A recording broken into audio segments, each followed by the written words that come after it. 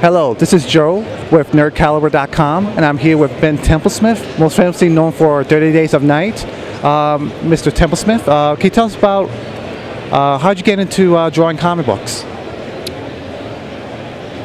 Well, I was drawing comic books since I was a kid, but professionally, I just some people that publish a book called Hellspawn saw my work online on a gallery and said, "We have an opening. Would you like to try out for our book?" I was down in Australia, and I said yes, and I've been published ever since. I got lucky. I was discovered online. And how did you get involved with 30 Days of Night project? How did that come about? Well, the writer and I had a lot of free time on another book, so we decided to try and do an original book and have it published, and we did. No one told us to do it. We came up with it ourselves. Self-generated. That's what creator-owned comics is about. So let's talk about your current work. I see you have Choker here. Choker is about an ex-cop, private detective, down on his luck, trying to get back on the force with a bit of a revenge tale thrown in. It's set in a Blade Runner-y type universe. It involves strange drugs that give people superpowers and various things. That's it in a nutshell. I'm not the writer, so I can't explain it as good as he can. And it's Sunday, and I haven't had much sleep. So that's the short form. For people who know my work, if they like Fell, they would love Choker, because Choker's similar in tone, but much more out there.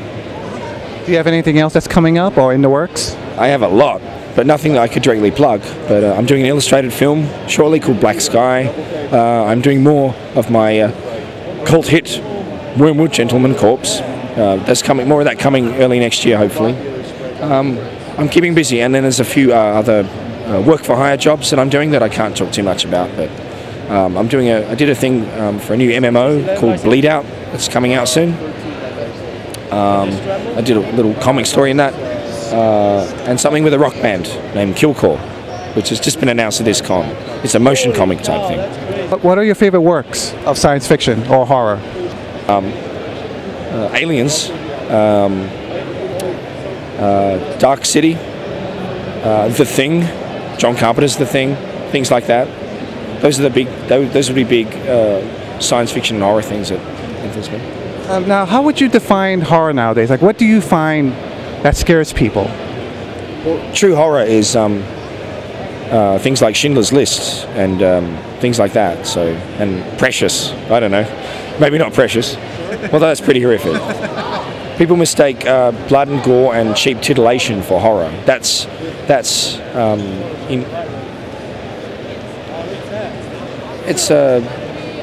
It's not horror. I mean, there's slash, what do you call it, slasher films, and I don't know, there's torture porn. To me, that's not horror. That's just stuff that makes you wince because they're just trying to do that. Horror is a tone, and it's meant to horrify you. If you're horrified, that's a real emotion, and that's very hard to get across. So for me, real horror is filling in a tax return, going to the dentist, or things like Schindler's List, heavy stuff that is emotional. For anyone that's interested in being an artist for the comic book industry, was there any advice would you give them? Yeah, if you're coming to a con and you want to show people your work and you want to be in comics, show them comics. Most artists, a lot of artists seem to show me pin-ups. A pin-up is not a comic. A pin-up is a piece of art. If you want to show someone that you can do comics, you have to show sequential pages. There's a lot of people that don't really include them in their portfolio, at least for me. So, yeah, do that, and I can tell you if you're any good at storytelling, because that's a whole new dynamic. That's not just how pretty your art is. So, if you just want to be a cover artist, good luck. That's very rare that you can just become a cover artist overnight.